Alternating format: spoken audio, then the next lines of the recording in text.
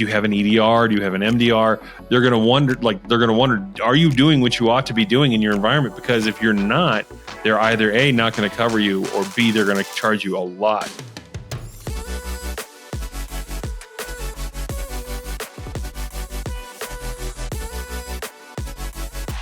We are talking about cybersecurity insurance. Usually, insurance is not something that people get excited about talking about or hearing about.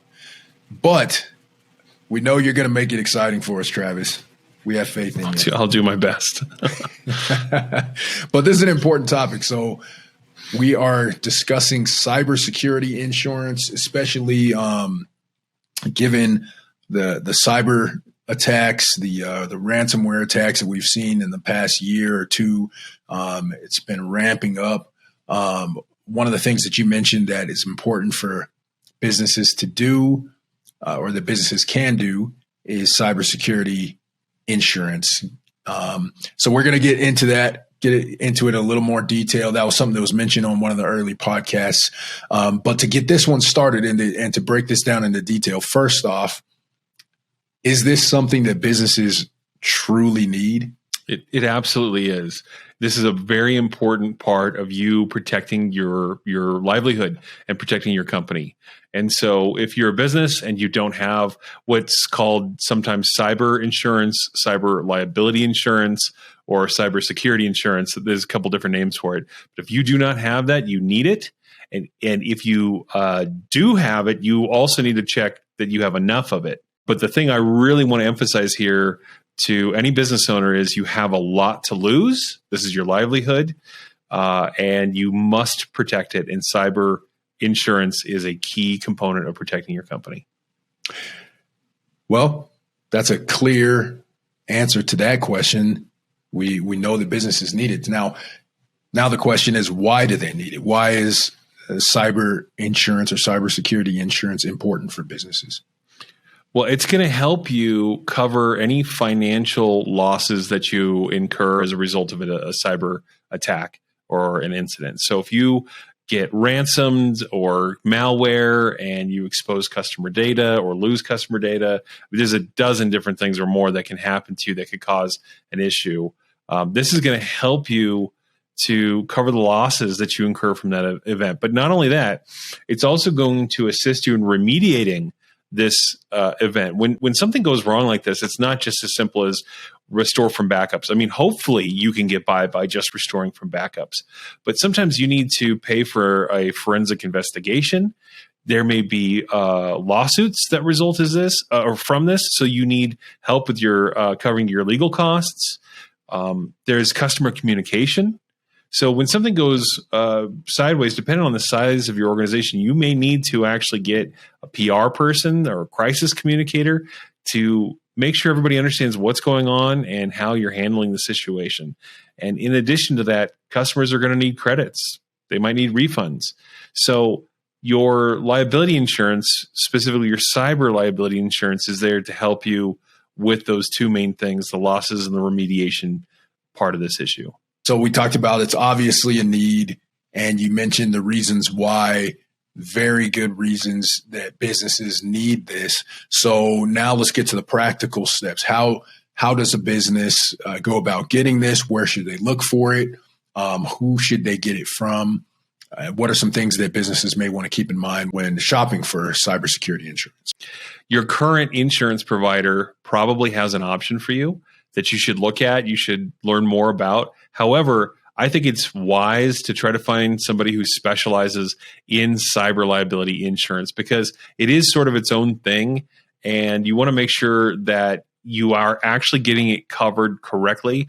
We found that with our previous policy, it was sized way too small. We needed a lot more insurance, and our provider wasn't giving us good advice in that way. So we went looking for somebody who could really, somebody who was passionate about this topic. I actually came across a gentleman. His name is Joseph Brunsman, and his company is the Bruns Group, or I think their website is thebrunsgroup.com. Anyhow, we've had a great experience with him. He actually also is a fellow YouTuber. He's got a channel, and we can put the link down below because I do recommend Joe. His company's been great to work with. He's the only person I've ever met that is passionate about insurance, which is saying a lot because, it's a hard topic to be passionate about. But the man sort of lives and breathes this stuff, and he really knows it. And he's been a very good partner to work with. We actually had a small incident recently, and we had to make a claim or at least report a potential claim. And he's been great to work with through that. So I highly recommend finding somebody who's passionate about the topic, who specializes in it, and comes highly recommended by others. Beautiful. Great. Well, we'll get that. We'll drop that information down at the bottom of the video if you're watching it on YouTube. And if you're watching it on another platform, we'll make sure that information's there. Super practical because we're talking about how important it is. And then here's your guy. So now there's an obvious answer to this question. When should a business get started?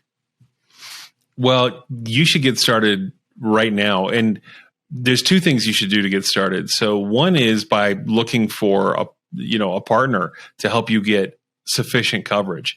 But the other thing you need to do is you need to start preparing your environment now, because as part of the process of getting coverage, they're going to ask you if you have best practices implemented in your environment, like password policies, multi-factor authentication, encrypted backups, firewalls with IPS IDS enabled. Do you have DNS filtering? A lot of these. Do you have an EDR? Do you have an MDR? They're going to wonder, are you doing what you ought to be doing in your environment? Because if you're not, they're either A, not going to cover you, or B, they're going to charge you a lot to cover you. So the first thing I'd say is talk to your information technology partner. Or the second thing, after you start looking for a provider, talk to your technologist and say, what do we need to do to start improving things in this environment? I'm sure if you reach out to that person that you're working with, they're going to have a laundry list of things that they'd like you to start doing that you may not have been doing. And the cool thing is, this is a great example of how technology can save you money. Implementing this technology will save you money on your insurance, right?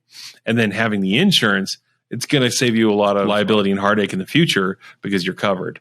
So the first thing, go find somebody to help you get this implemented. But the second thing is get started now on making your environment more secure. Yeah, that makes a lot of sense. It's just like if you were insuring a house, for example, everything's got to be up to date, up to spec. If you're trying to insure a house that doesn't have things properly taken care of, a house that is made out of sticks, the foundation's crumbling, it's going to be hard to insure it. And if you can insure it, it's going to be really expensive.